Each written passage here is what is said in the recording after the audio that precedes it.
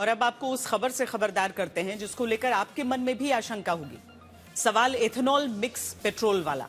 सवाल एथेनॉल वाले पेट्रोल से गाड़ियों का एवरेज कम होने के दावे और गाड़ी का इंजन खराब होने तक के दावे का। जनता के मन के इन्हीं सवालों आज तक ने सीधे देश के सड़क परिवहन मंत्री से पूछा। आज तक से बातचीत में नितिन गडकरी ने कहा है कि ये सारे दावे झूठे हैं कि इथेनॉल नीति लाने से उन्हें कोई फायदा हो रहा है। गडकरी का कहना है कि उन्हें राजनीतिक तौर पर बदनाम करने की ये साजिश हो रही है। नितिन गडकरी ने कहा कि मारुति हो या टोयोटा, किसी भी कंपनी के पास इथेनॉल मिक्स पेट्रोल से गाड़ी खराब होने की शिकायत नहीं है। दुनिया के कई देश हैं जो इथेनॉल मिक्स पेट्रोल का इस्तेमाल सफलतापूर्वक कर रहे हैं।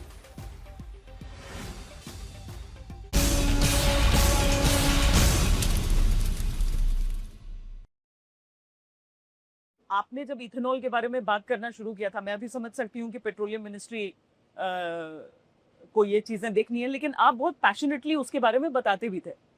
आज जो जितनी कंट्रोवर्सीज हो रही हैं कि गाड़ियां खराब हो रही हैं, कोई कह रहा है उसका रबर का इस्तेमाल जहां होता है वो गल जाता है, क्या ये सही है या फिर केवल एक डर है, क्या है? क्योंकि कुछ पहले तो बात नहीं है कि मैं केवल इथेनॉल की बात नहीं करता जी, अल्टरनेटिव फ्यूल और बायो फ्यूल की बात करता हूँ।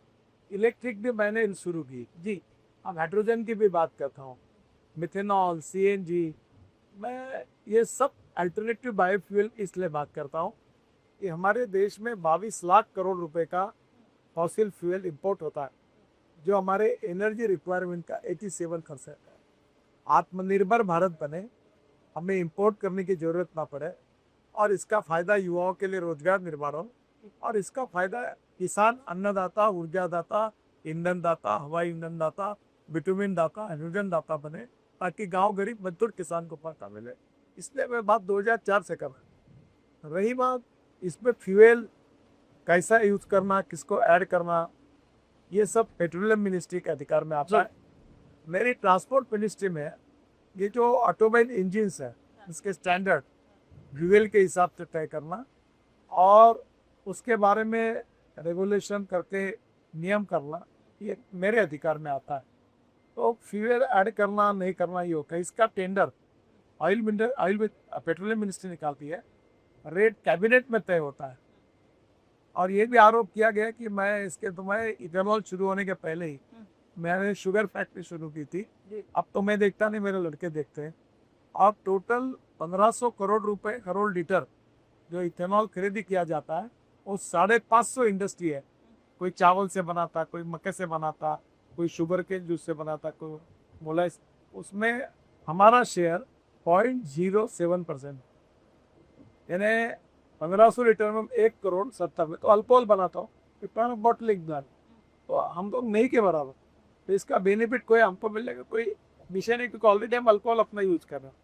पर क्या इथेनॉल से नुकसान हो रहा है सर गाड़ियों? पहली बात, मैं आपको एक प्रश्न पूछता हूँ, क्या आपके नजरों में, आप भी पेट्रोल गाड़ी यूज करते हैं, अब 20% आपके गाड़ी में भी इथेनॉल है जी, आपको कोई तकलीफ हुई? अभी तक तो नहीं। आपके पेट्रोल की गाड़ी जिसकी इथेनॉल के कारण बिगड़ी हुई है, ऐसे 2 लोगों के नाम बता सकती है आप मुझे? अपना पर्सनल जान पहचान के? हाँ, कोई भी बताओ, जो भी देश का बताओ, कुछ भी बताओ। नहीं, यूट्यूब पे वीडियोस देखे हैं। मैं आपको बताता हूँ, ये पेट्रोल की गाड़ियाँ, इसमें जो गाड़ियाँ जा रही है, ये जो फ्लेक्स इंजन, इसमें 40% शेयर मारुति सुजुकी का। उनके पास एक भी कंप्लेंट नहीं है। टोयोटा के पास एक भी कंप्लेंट नहीं है। अभी कोई टाटा, महिंद्रा, किसी के पास कोई कंप्लेंट नहीं है। दूसरी बात, इसका इंश्योरेंस कवर है, गारंटी कंपनी दे रही है, कोई गारंटी में फर्क नहीं पड़ा। एक बात जरूर है कि गाड़ी का मेंटेनेंस होते रहता है 2-4 साल, कोई पार्ट लगता है, कोई निकलता है। अभी एक पटना में घटना हुई, टोयोटा कंपनी पर आरोप लगा है, वो इनोवा गाड़ी थी, वो खराब हुई वगैरह। तो उन्होंने कहा गाड़ी दो, हमको, हम चेक करना है। बोले नहीं देता। तो उन्होंने कहा नहीं देंगे तो हम पब्लिक डिक्लेयर करेंगे। तो उसने गाड़ी दी, चेक किया तो उसमें पानी अडल्ट्रेशन किया हुआ मिला। सर कोई खुद से थोड़ी मिलाएगा, मतलब अब आप ही बताओ कि फिर बाद में उसका टेस्टिंग हुआ, अब वो एफआईआर दर्ज की उसके की। अभी ये क्या है कि ये पॉलिटिकल एक मुझे बदनाम करने के लिए और इथेनॉल को बदनाम करने के लिए एक प्रयास है। और मैं तो आह्वान करता हूँ, मैंने कल ही कहा कि जिसकी की गाड़ी पेट्रोल की इथेनॉल डाली खराब हुई है वो एक तकरार तुरंत डीलर के पास करे, और एक तकरार हमारी मिनिस्ट्री ने लॉ नियम तैयार की है इसके बारे में, हमें तकरार करें, हम इंक्वायरी करेंगे, आपको राहत देंगे। आपको लग रहा है सेफ अच्छा, है इथेनॉल? हाँ। देखिए, अमेरिका में इथेनॉल है, हाँ। ये थाईलैंड में है, ये जापान में है, ये जर्मनी में है, ये ब्राजील में है, ये हिंदुस्तान में है, हाँ। स्वीडन में है, हाँ। ये 11 देशों में इथेनॉल यूज होता है। अब जिस देश में अपना खुद का पेट्रोल डीजल सस्ता अवेलेबल है वो यूज करने का कोई कारण पर सर ये भी समझाइए ना, क्या ये सचमुच में पायलट प्रोजेक्ट है? क्या अभी कोशिश हो रही है या ये पायलट प्रोजेक्ट नहीं है, ये कोई इसको डिसेंट्रलाइज किया गया। कोई भी गाड़ी आज मेरे मन में आया और मैंने डाल दिया इथेनॉल, ऐसा नहीं होता। 4-4 साल इसके एक्सपेरिमेंट होते हैं। पेट्रोलियम इंस्टीट्यूट देहरादून, ARAI, सिकैट, ये सब लोग इसका टेस्टिंग 4-4 साल करते हैं। 2-2 लाख मीटर का टेस्टिंग होने के बाद फिर उसको सर्टिफाई कर आपको ये पूरी गाड़ी है वर्ल्ड में, यही टोयोटो की है, हुंडई की है, मर्सिडीज की है, ये अपने जो जितनी गाड़ी आज भारत में है, सुजुकी की है, यही तो वर्ल्ड में है। तो ये कंपनियां वर्ल्ड रेपुटेशन है उनका, क्या ये बिना सोचे समझे किसी के कहने पर ऐसे ही डाल देंगे, ऐसा आपको लगता है क्या? सब टेस्टिंग करते उसके बाद ही आता है। ये कोई पायलट प्रोजेक्ट या प्रायोगिक तत्व पर नहीं आया। एक वकील ने प्रेजेंट करते हुए कहा उसकी बातों को मिस इंटरप्रेट किया गया। सर बारिश इतनी तेज हो रही है, आपने ये भी कहा कि आपको टारगेट कर रहे हैं लोग। एक और चीज को लेकर बहुत ज्यादा टारगेटिंग हो रही है, वो ये है जो नए नए एक्सप्रेसवेज जो बन रहे हैं उनमें गड्ढे, उनको नुकसान। मैं आपको प्रार्थना करता हूँ जी, ये हमारे हाईवे में जितने गड्ढे हैं उसके ऊपर आप कार्यक्रम करिए और दिखा दीजिए। देखो, गड्ढे नहीं है ऐसा मैं नहीं कहूँगा। हेवी ट्रैफिक के बाद 2 साल 3 साल 4 साल कभी ना कभी प्रॉब्लम आते हैं, पर आप मुझे बताइए आज जो लोग ही आपको फीडबैक देंगे कि इतना रोड अच्छा, हमें 2 घंटा 3 घंटा नीचे हमारे बच गए, और कमियां है और कमियां हम इम्प्रूव भी कर रहे हैं। और अभी हमारे पास एक एक्सरे मशीन जैसा है कि हम कॉन्ट्रैक्टर का, ऑफिसर का और रोड का एक्सरे निकाल के अब हम सब निकाल सकते हैं कि भाई गड़बड़ क्या है, राइडर क्वालिटी कैसी है, एक्सपांशन जॉइंट कैसे है, ये कंस्ट्रक्शन कैसा हुआ है, यहाँ पेड़ लगे हैं तो कौन से है, कौन सी स्पेसीज है, हम सबका। मैं अभी पिछले महीने में पूरा महीना मैंने एक 950 प्रोजेक्ट का रिव्यू लिया। कल भी मैंने करीब 23 एक्सप्रेस हाईवे का रिव्यू लिया, अधिकारी, कॉन्ट्रैक्टर सबके साथ। तो मैं ये नहीं कहता कि कहीं कमी हो सकती है, चल रही है।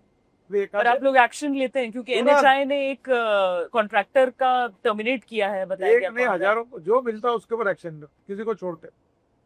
क्योंकि कुछ लोगों ने वीडियोस सवाई माधोपुर के नजदीक कुछ नुकसान का डाला था। देखिए, हमें क्वालिटी के बारे में कोई कॉम्प्रोमाइज नहीं करना। हाँ। मैं ये कह सकता हूँ, जो आपसे भी चर्चा हो रही थी कि अमेरिका में भी गड्ढे हैं, तो मैं पहले कहता था कि अमेरिका से अच्छे रोड बनाएंगे, और अब highway network, national highway network में वर्ल्ड में नंबर 1 पर पहुंचे। और मुझे अमेरिका से आए हुए लोग कहते हैं कि तुम ये अमेरिका के जैसे रास्ते की क्या बात कर, तुम गलत बोल रहे हो। तो बोला क्या हुआ, तो बोले हमारे रास्ते अमेरिका से भी अच्छे बने। इसका मतलब हमारे यहाँ कोई गलती नहीं है सर, कई गड्ढे मिल सकते हैं, हम उसको इम्प्रूव कर रहे हैं। कई कॉन्ट्रैक्ट्स, मतलब ये इतना लंबा स्ट्रेच है, इसमें कई कॉन्ट्रैक्टर्स काम कर रहे हैं। आप लोग कैसे सुनिश्चित करेंगे कि सोशल मीडिया के जरिए नहीं बल्कि खुद से ये जानकारी हो कि ये खराब है? और हमारे इसमें हाँ। ये BOT, हाइब्रिड एन्युटी, सब प्रोजेक्ट में 10-10 साल तक उस रोड को मेंटेन करने की गारंटी, 10 साल लायबिलिटी उनके पास है। हाँ। कुछ होगा तो उनकी जिम्मेदारी, उनकी बैंक गारंटी हमारे पास पड़ी, हम जब्त करेंगे, कार्रवाई यहाँ करेंगे। जो नुकसान अगर दिखा है वो भरेंगे। हाँ बिल्कुल, उनकी जिम्मेदारी है। बाद में इनका हम रेटिंग कर रहे हैं अभी। हाँ। बड़े बड़े कंपनियों को काम दिया, हाँ। और खराब काम करेंगे तो इनको सिस्टम से निकाल देंगे, ब्लैक लिस्टेड कर देंगे। अच्छा, हाँ, तो क्वालिटी कंट्रोल दुरुस्त है। क्वालिटी के साथ कोई कॉम्प्रोमाइज नहीं।